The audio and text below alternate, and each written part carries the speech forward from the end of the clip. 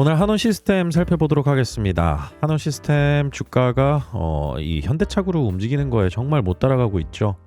이건 근데 어쩔 수가 없습니다. 한원 시스템의 어떤 이 사업 모델 자체 그리고 만드는 제품 자체가 이 로봇과는 크게 관련이 있지 않아요. 그런데 ESS 향으로는 신년사에서 대표이사가 좀 언급한 부분이 있는데 이 부분도 아직까지는 뭐 가시화되려면은 시간은 좀 필요해 보이고, 다만 한원 시스템을 이제 유상증자도 다 끝났고 했으니 이제 재무구조 개선이라는 부분 분명히 만들어졌고, 그리고 앞으로 실적이란 부분에 있어서 전기차 시장 뭐 막연하게 예전처럼 1회 충전 시 주행 가는 거리 이런 게 아니라요. 이제 AI 발전에 따라서 자율주행, 이 피지컬 AI죠. 이게 얼마나 이제 고도로 성장하느냐 그리고 발전되느냐에 따라서 자동차 자체가 그냥 저희의 소비 욕구를 불러일으킬 수 있을 만한 어떤 아이템이 될 수 있느냐를 봐야 된다는 부분이죠. 그래서 오늘 수급적인 부분하고요. 그 다음에 키움증권에서 또 우호적인 리포트를 냈습니다.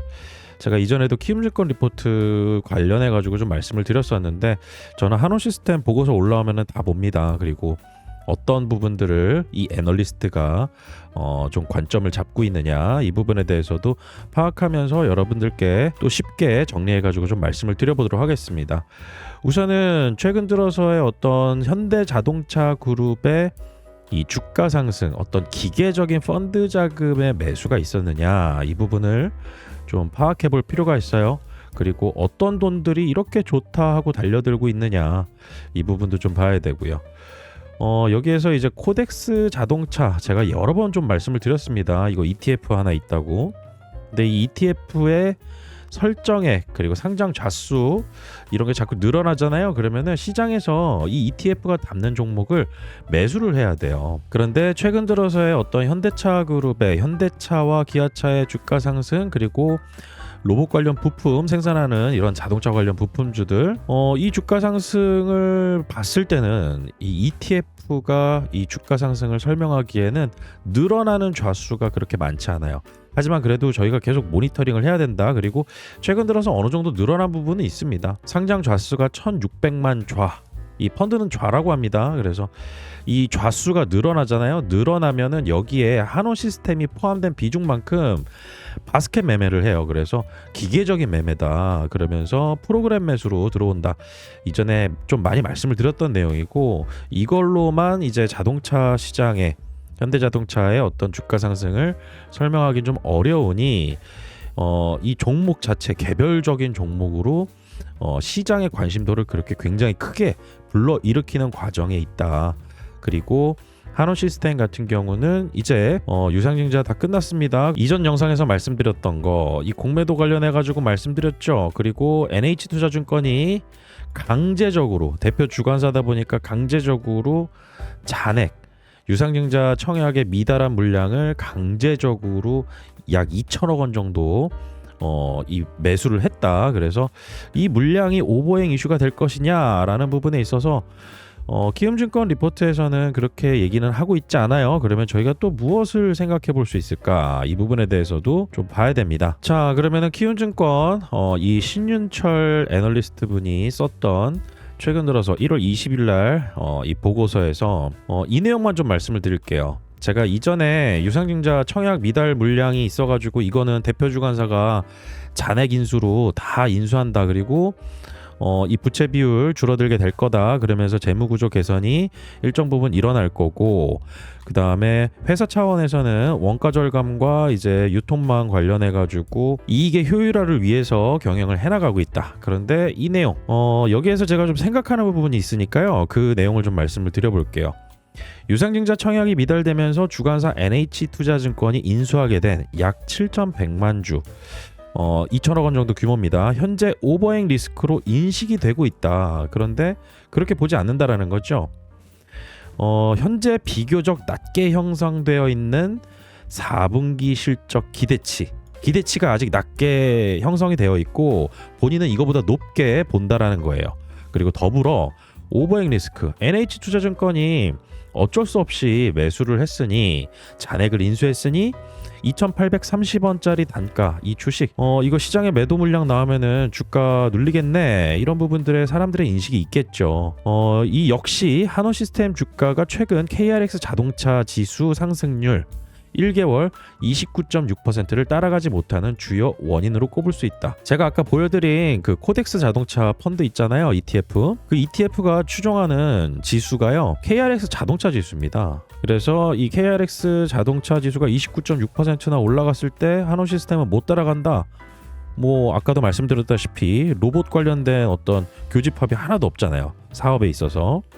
당연히 뭐 이와 관련해 가지고는 주가 차별화 생길 수밖에 없고, 그런데 해당 인수 물량에는 별도의 보호 예수 기간이 설정되어 있지 않은 데다가 이게 무슨 얘기냐면은 일반적인 투자자라고 하면은 어떤 지분을 인수했을 때 차익 거래 목적, 다시 말해서 매매 차익이 목적이다라고 하면은 이렇게 유상증자 할 때도 그렇고 보호 예수 걸리잖아요. 그런데 이 보호예수 기간이 설정되어 있지 않은 데다가 주관사 입장에서도 차익거래 목적으로 취득했던 지분이 아니다. 강제적으로 지분을 인수한 거다. 그런데 뭐 수익을 보고 나가면 좋겠죠. 하지만 주관사이니까 이 물량을 회사의 어떤 오버행 이 리스크를 만들고 그 다음에 실질적으로 주가를 눌러가면서 매도는 하지 않을 것으로 예상을 하고 있다.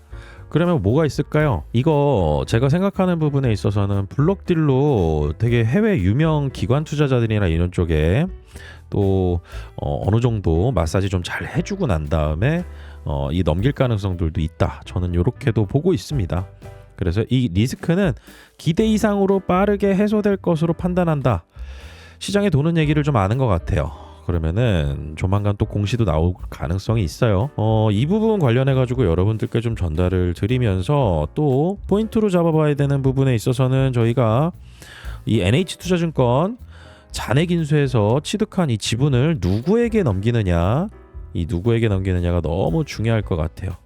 그리고 이 누구가 굉장히 또 시장에서 인지도 있는 곳이다라고 하면은 이것 또한 굉장히 주가의 오버행 이슈를 잠재우고 주가가 상승할 수 있게 모멘텀을 만드는, 기대감 모멘텀을 만드는 재료가 될 가능성이 있습니다. 자, 그리고 제가 좀 주로 보는 이 리포트가 또 하나가 있는데요. 하나증권 퀀트 투자 관련된 리포트입니다. 이 퀀트 투자는 이 분석을 이 수리적인 모형, 그 다음에 계량 분석 이런 것들을 통해서 확률과 통계를 이용한 이런 투자 전략을 짜는 곳이거든요. 그래서 이전에 이런 가정으로 투자를 해놨더니 얼마큼 수익이 났더라. 내가 변수를 주는 거는 앞으로의 실적에 대한 부분, 멀티플 어느 정도 되는지. 근데 여기에서 후보군에 한호시스템이 잡혔어요. 한호시스템이. 그래서 고금리 상황에서 어떤 기업들이 역사적으로 또 많이 올라갔나, 그리고 주가가 많이 올라간 이런 고밸류 종목들, 그리고 멀티플이 높은 종목들, PER이 높은 종목들이라고 하죠.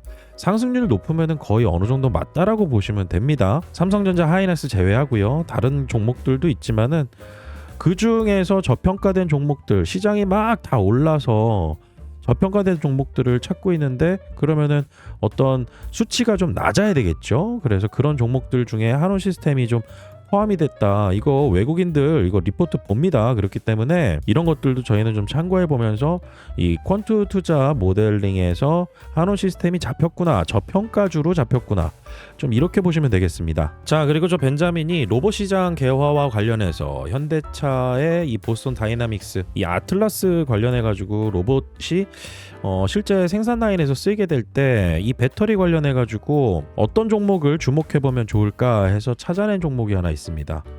상당히 좀 기대가 되고 있는 종목이거든요.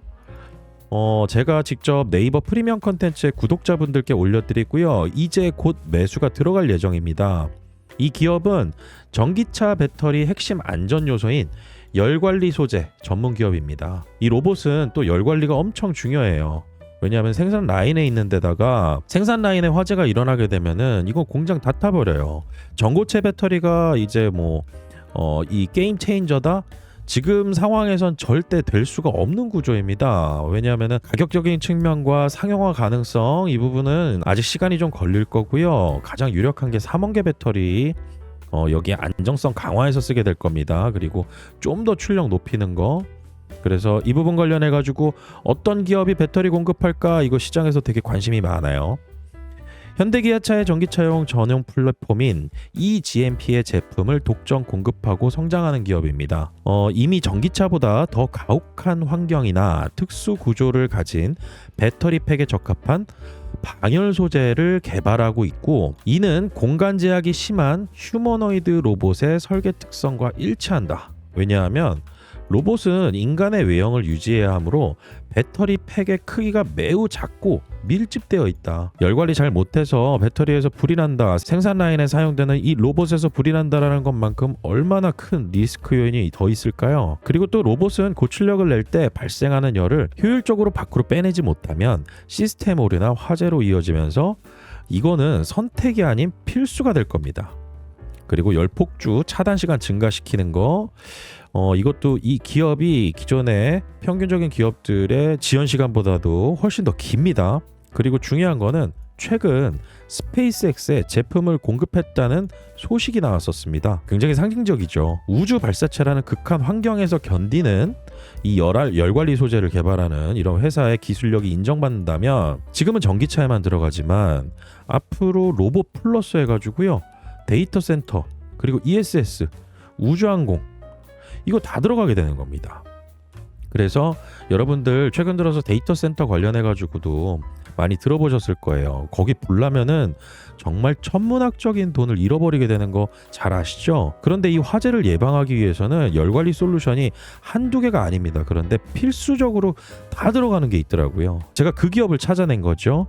그래서 고신뢰성 인프라 시장 진입도 이제 앞으로 시간 문제다. 23년도에 상장해가지고요, 높았던 주가가 34,000원 정도였었는데 지금 7,000원대 가격입니다. 여기에는 또 이유가 있습니다. 그래서 그 부분을 또 말씀을 드렸고, 이 핵심 내용 중에서 또 한 가지, 25년도 11월 21일 100억 규모 무이자 전환사채 발행했습니다. 이거 주가 차익 목적이거든요.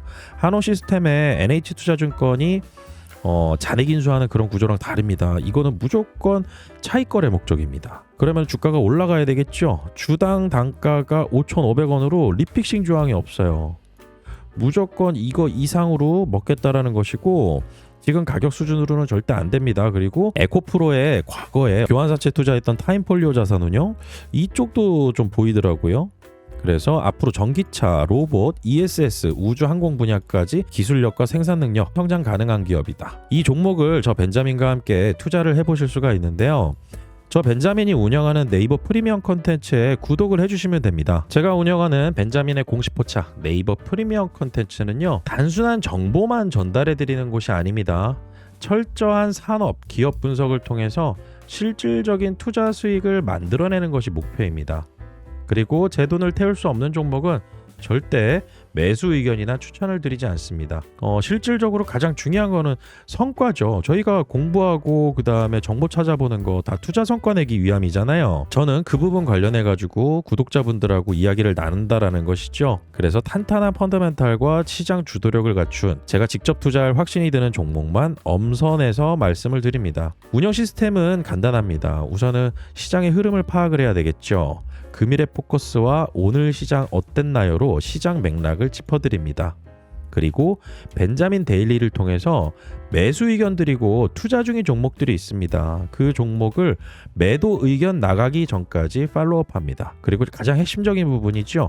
오늘의 투자 액션에서 매수 매도 타이밍을 명확한 근거와 함께 제시합니다. 이 모든 과정과 성과는 저는 투명하게 기록하고 있습니다. 이 네이버 프리미엄 컨텐츠 입장하시고 구독하시게 되면 지금 여기에 제가 쓴 내용들 있잖아요. 이 종목들 언제 매수 의견 내고 언제 매도 의견 나갔는지 이게 다 나와 있습니다. HVM 2025년도 7월 4일 매수 의견 드리고요. 26년도 1월 2일 날 매도 의견 나가면서 138.37% 이렇게 실질적으로 구독자분들하고 같이 투자하면서 수익을 내는 곳이라는 거죠. 그리고 두산에너빌리티는 좀 더 오래됐습니다. 24년도 11월 14일에 매수 의견 드리고 계속 보유해 갔죠. 중간에 수익 실현하고 비중 조절도 있었지만은 최종적으로 25년도 11월 17일 날 288.45%로 매도 의견을 드렸습니다.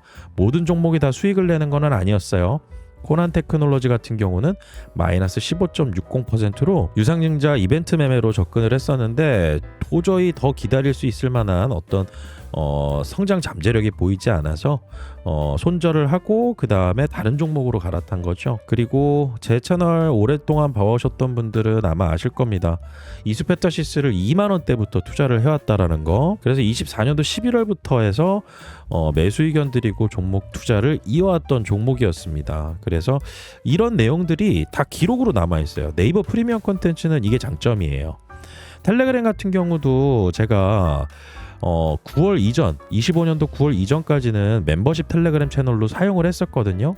그런데 모든 내용들을 카테고리화해서 제가 기록하고 남겨진 내용들을 구독자분들께서 쉽게 보실 수 있다라는 것이죠. 그래서 채널 입장하셔가지고요, HVM 검색만 하잖아요. 그러면 제가 썼던 내용들이 쭉 다 나와 있어요. 벤자민 데일리부터 해가지고 제가 어떤 내용들을 또 계속 말씀드려 왔었는지, 그리고 신규 구독자분들이 들어오시면은 어떤 종목을 좀 먼저 매수를 해놓는 게 좋은지, 그리고 주담 통화했던 내용들까지도 제가 12월 3일 이때까지도 공유드리면서 새롭게 입장하시는 분들에게 계속 종목에 대해서 말씀을 드렸다라는 거죠. 그리고 최종적으로 1월 2일 날 모두 매도를 완료하였습니다. 저만의 기준이 또 있고요. 매도한 단가보다 더 올라갔지만은 이제 그 이상의 어떤 수익을 기대한다는 거, 제 입장에서는 투자 경고까지 받은 상태에서 공시를 조금 안다라고 하면은 저렇게 더 움직일 수 있는 가능성은 흔치 않았거든요. 제가 아까 현대차 관련해서 말씀드렸던 로봇에 투입될 수 있는 이 열관리 소재,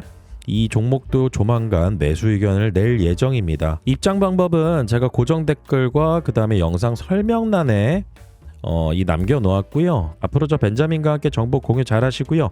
좋은 투자 수익 기회 잘 만들어 가시길 바라겠습니다. 오늘 영상 마치겠습니다. 구독과 좋아요는 큰 힘이 됩니다. 벤자민이었습니다.